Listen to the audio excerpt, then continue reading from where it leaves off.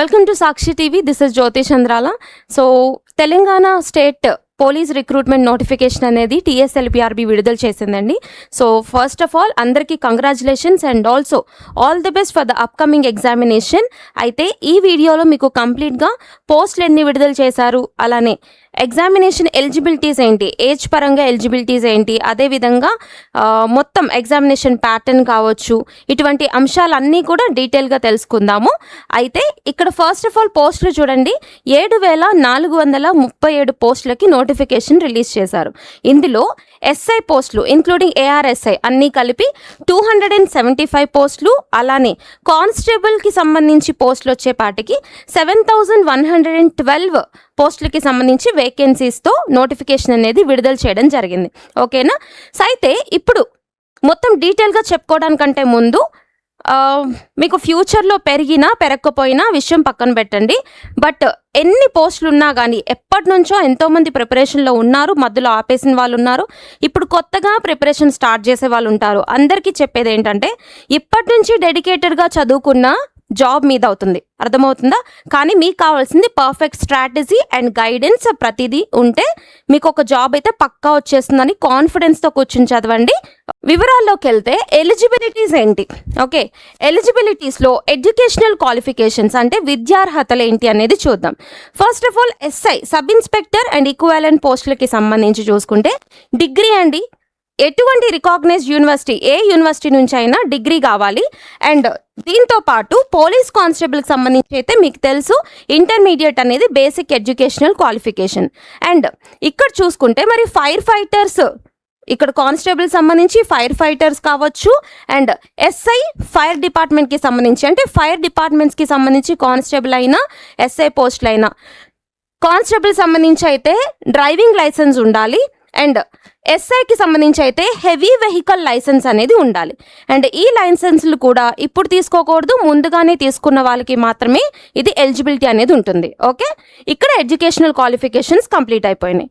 And next one PMT physical measurements పరంగా చూసుకుంటే height అనేది చాలా ఇంపార్టెంట్. హైట్ చూస్తారు కదా పోలీస్ డిపార్ట్మెంట్కి సంబంధించి, అందులో మేల్ అయితే ఎంత, ఫీమేల్ అయితే ఎంత ఒకసారి చెక్ చేసుకోండి. మేల్ అయితే 167.6 సెంటీమీటర్స్ ఉండాలి క్రైటీరియా, అండ్ ఫీమేల్ అయితే 152.5 సెంటీమీటర్స్ హైట్ క్రైటీరియా అనేది మీట్ అవ్వాలి. ఓకేనా? సో నెక్స్ట్ వన్ ఇక్కడ చూసుకుంటే కనుక మరి ఏజ్ ఎలిజిబిలిటీస్ కూడా ఇంపార్టెంటే. ఇందులో కొంచెం డీటెయిల్గా అబ్జర్వ్ చేసుకుంటే మీకు రిలాక్సేషన్స్తో కూడా కలిపి చూపిస్తాను చూడండి. ఫస్ట్ ఆఫ్ ఆల్ SI ఎగ్జామినేషన్స్కి సంబంధించి SI పోస్టులకి సంబంధించి అయితే ఏజ్ వచ్చేసేపాటికి OC ఆర్ జనరల్ కేటగిరీకి సంబంధించి మినిమం 21 నుంచి మ్యాక్సిమం 30 ఇయర్స్, అంటే 21 to 30 ఇయర్స్ అనేది ఉంటుంది. ఏంటిది? OC ఆర్ జనరల్ కేటగిరీ అయితే. మరి రిమైనింగ్ ఏవైతే సెక్షన్స్ ఉంటాయో SC, ST, BC and economically weaker section EWS reservations imply అవుతాయి కదా, దీనికి సంబంధించి ఏజ్ రిలాక్సేషన్ 5 ఇయర్స్ యాడ్ చేసుకొని 35 ఇయర్స్ మ్యాక్సిమం ఏజ్ అనమాట. మినిమం ఒకటే 21, ఇక్కడ మ్యాక్సిమం 30. ఈ కేటగిరీకి సంబంధించి అయితే 5+ యాడ్ అవుతుంది, 35 ఇయర్స్ అవుతుంది. ఇదేంటి? SI ఎగ్జామినేషన్కి సంబంధించిన ఎలిజిబిలిటీ. మరి పోలీస్ కానిస్టేబుల్ ఎగ్జామినేషన్ సంబంధించి అయితే జనరల్ ఆర్ OC కేటగిరీకి సంబంధించి మినిమం 18 ఇక్కడ 18 నుంచి మ్యాక్సిమం 27 ఇయర్స్ అనమాట. మరి ఇక్కడ ఈ కేటగిరీస్కి SC, ST, BC, EWS కేటగిరీకి సంబంధించి అయితే ఇక్కడ 5 ఇయర్స్ యాడ్ అవుతుంది కదా relaxation. So minimum 18, maximum 32 years అనేది మీకు ఇక్కడ ఏజ్ ఎలిజిబిలిటీ అనేది చూసుకోవాలి. క్లియరా? So next one selection process చూద్దాం. అసలు ఆ ప్రాసెస్ ఏంటి అనేది, ఎన్ని స్టేజెస్ ఉంటాయనేది చూసుకుందాము. ఇందులో first of all preliminary written test ఉంటుంది కదా, ప్రిలిమినరీ. అండ్ తర్వాత ఇది క్లియర్ చేసిన వాళ్ళు ఈవెంట్స్కి వెళ్తారు. ఈవెంట్స్ తర్వాత మీకు మెయిన్స్ రిటర్న్ ఎగ్జామినేషన్కి వెళ్తారు. ఓకే, బట్ ప్రిలిమినరీ అనేది ప్రతి ఒక్కరు కూడా క్రాస్ అవ్వాల్సిందే. ఇందులో కనుక చూసుకుంటే SI అండ్ కానిస్టేబుల్కి సంబంధించి ప్రిలిమినరీ 200 మార్క్స్కి ఉంటుందండి. ఖచ్చితంగా నెగిటివ్ మార్కింగ్ అనేది ఉంది. ఓకే, 1/5 నెగిటివ్ మార్కింగ్ 0.20 మార్క్స్ అనమాట. ఒక్కొక్క రాంగ్ ఆన్సర్కి కట్ అవుతుంది మీకు. క్లియర్? సో నెగిటివ్ మార్కింగ్ ఉంది, ఇది స్టార్ మార్క్ పెట్టుకోండి. అండ్ ఇక్కడ క్వాలిఫైయింగ్ మార్క్స్ వచ్చేసి కేటగిరీ వైజ్ ఉంటాయి. ఆ కేటగిరీ వైజ్ క్వాలిఫైయింగ్ మార్క్స్ వచ్చేసి చూసుకుంటే ఓసీ కేటగిరీకి సంబంధించి 30% క్వాలిఫైయింగ్ తీసుకుంటారు, అండ్ బీసీ కేటగిరీకి సంబంధించి 25%, and SC ST ex service men వీటికి సంబంధించి 20% మినిమం క్వాలిఫైయింగ్ మార్క్ అనమాట. జస్ట్ క్వాలిఫై అయితే చాలు, ఈ స్టేజ్ క్లియర్ అయిపోతుంది. తర్వాత సెకండ్ స్టేజ్ అయిన ఫిజికల్ ఫిట్నెస్కి మీరు వెళ్ళిపోతారు, అంటే ఈవెంట్స్ అంటాం కదా, ఈవెంట్స్కి వెళ్ళిపోతారు. మరి ఈవెంట్స్కి సంబంధించి ఎలా మెజర్మెంట్స్ అనేవి ఎలా తీసుకుంటారు అంటే, ఈవెంట్స్కి సంబంధించి చూసుకుంటే కూడా ఈవెంట్స్లో మీకు మొత్తం 3 దశల్లో ఉంటుందండి. ఫస్ట్ ఫేజ్ వచ్చేపాటికి రన్నింగ్ తీసుకుంటారు. రన్నింగ్కి సంబంధించి చూస్తే మెన్ అయితే ఒకలా ఉంటుంది, విమెన్ అయితే ఇంకోలా ఉంటుంది. మరి పురుషులకి సంబంధించి మెన్కి సంబంధించి 1600 మీటర్స్ రన్నింగ్ ఉంటుంది. ఇందులో 1600 మీటర్స్ మెన్ 7 minutes 15 seconds లోపు కంప్లీట్ చేయాలి. అది విమెన్ అయితే 800 మీటర్స్ రన్నింగ్ ఉంటుంది. అక్కడ 1600, ఇక్కడ 800 మీటర్స్. అండ్ టైమింగ్స్ వచ్చేపాటికి 800 మీటర్స్ విమెన్ 5 minutes 20 seconds లోపల మీరు కంప్లీట్ చేయాలి. సో ఇప్పుడు రన్నింగ్ ఫస్ట్ ఫేజ్కి సంబంధించి అయిపోతుంది కదా, ఇప్పుడు హైట్ మెజర్మెంట్ కూడా చెక్ చేస్తారు. ఇక్కడ మీకు ఇందాక హైట్ ఎలిజిబిలిటీ చెప్పాను కదా, మెన్ అయితే ఎంత, విమెన్ అయితే ఎంత అని అది చూసుకోవాలి. తర్వాత ఇది క్లియర్ అయితేనే మీరు నెక్స్ట్ స్టేజ్కి వెళ్తారు. తర్వాత లాంగ్ జంప్ అనేది 2వ దశ, సెకండ్ ఫేజ్ అనమాట. ఈ లాంగ్ జంప్లో కూడా మేల్ అయితే 4 meters లాంగ్ జంప్ చేయాలి, అదే ఫీమేల్ అయితే మీరు 2.5 meters లాంగ్ జంప్ చేసే విధంగా ప్రాక్టీస్ చేసి ఉండాలి. ఓకే, ఇది సెకండ్ ఫేజ్. ఇది కంప్లీట్ అయితే థర్డ్ ఫేజ్ అనమాట, షార్ట్ పుట్ అంటారు. సో షార్ట్ పుట్ పరంగా థర్డ్ ఫేజ్ పరంగా తీసుకుంటే మేల్ అయితే 7.26 kgs వెయిట్ ఉన్న బాల్ షార్ట్ పుట్కి మీకు 6 meters వేయాల్సి ఉంటుంది. అండ్ ఫీమేల్ అయితే మాత్రం 4 kgs వెయిట్ ఉన్న బాల్ ఏదైతే ఉందో దీనికి సంబంధించి 4 meters వేయాల్సి ఉంటుంది. సో ఇది మనకి ఎగ్జామినేషన్ ప్యాటర్న్కి సంబంధించిన సెకండ్ ఫేజ్. ఈవెంట్స్ ఉన్నాయి కదా, ఈవెంట్స్కి సంబంధించి డీటెయిల్డ్ ఇన్ఫర్మేషన్ ఎట్లా క్లియరెన్స్ అనేది ఇక్కడ తెలుస్తుంది. తర్వాత ఫైనల్గా చూసుకుంటే ఇది కూడా క్లియర్ అయిన తర్వాత థర్డ్ వన్ ఫైనల్ రిటర్న్ ఎగ్జామినేషన్కి వెళ్తారు. ఓకే, మరి ఇప్పుడు ఈ ఫైనల్ రిటర్న్ ఎగ్జామినేషన్ అంటే మీరు మెయిన్స్ ఎగ్జామ్ అంటాం కదా, ఆ మెయిన్స్ ఎగ్జామ్కి సంబంధించి చూసుకుంటే ఎలా ప్యాటర్న్ ఏంటి అనేది ఒక్కసారి వినండి. సో సబ్ ఇన్స్పెక్టర్ ఎగ్జామినేషన్కి సంబంధించి మీకు మొత్తం 400 మార్క్స్కి ఎగ్జామినేషన్ కండక్ట్ చేస్తారు. పేపర్ 1 అండ్ పేపర్ 2కి సంబంధించి ఉంటుంది. ఇందులో ఆబ్జెక్టివ్ పరంగా చూసుకుంటే ఒక 200 మార్క్స్కి అర్థమెటిక్, రీజనింగ్ వీటికి సంబంధించి ఉంటుంది.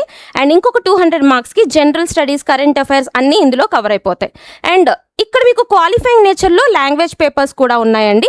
అందులో ఇంగ్లీష్ అలానే నేటివ్ లాంగ్వేజెస్ పరంగా తెలుగు ఆర్ ఉర్దూకి సంబంధించి మీకు అందులో ఆబ్జెక్టివ్ అడుగుతారు, డెస్క్రిప్టివ్ కూడా అడుగుతారు. బట్ అది జస్ట్ క్వాలిఫైయింగ్ నేచర్ మాత్రమే. ఓకేనా, సో మీకు ఇక్కడ మెరిట్ లిస్ట్ డిసైడ్ చేసేది ఏంటి అంటే ఇవి. ఓకే, ఏవైతే 400 మార్క్స్ ఉన్నాయో అవి మీకు మెరిట్ లిస్ట్ అనేది డిసైడ్ చేస్తాయి.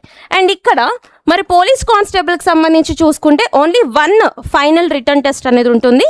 ఇక్కడ చూసుకుంటే 200 మార్క్స్కి టెస్ట్ ఉంటుంది అండ్ 200 మల్టిపుల్ చాయిస్ క్వశ్చన్స్ ఉంటాయి, అంటే ఆబ్జెక్టివ్ క్వశ్చన్స్ ఉంటాయి అనమాట.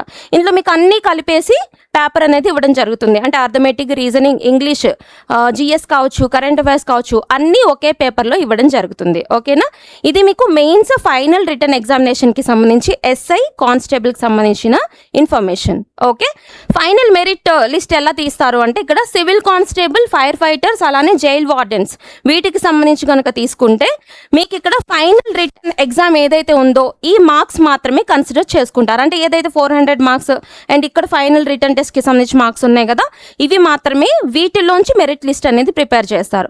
అలా కాకుండా ఇక్కడ AR, SAR and SAR CPL, TGSP వీటికి సంబంధించి చూసుకుంటే మెరిట్ లిస్ట్ అంటే ఫైనల్ రిటర్న్ ఎగ్జామినేషన్కి సంబంధించి 50% అండ్ ఈవెంట్స్ ఉన్నాయి కదా, ఈవెంట్స్ నుంచి కూడా 50% మొత్తం అంతా కలిపి మీకు మెరిట్ లిస్ట్ అనేది ప్రిపేర్ చేయడం జరుగుతుంది. ఓకేనా, సో అంటే ఏంటంటే ఇక్కడ ఈ 50% రిటర్న్ ఎగ్జామ్ నుంచి మనకి ఎంతైతే మనం స్కోర్ చేస్తామో అందులోంచి 50% మాత్రమే తీసుకుంటారు. మిగతాదంతా కూడా ఈవెంట్స్ మార్క్స్ ఉంటాయి కదా, ఆ ఈవెంట్స్ మార్క్స్ని 50%లో కలుపుతారు. అంటే మీకు ఇక్కడ ఏం అర్థమవుతుంది, ఈవెంట్స్ ఇక్కడ డిసైడింగ్ ఫ్యాక్టర్ అవుతున్నాయి. అర్థమైందా? సో ఈవెంట్స్ని కూడా నెగ్లెక్ట్ చేయకుండా బాగా ప్రాక్టీస్ చేయాలి.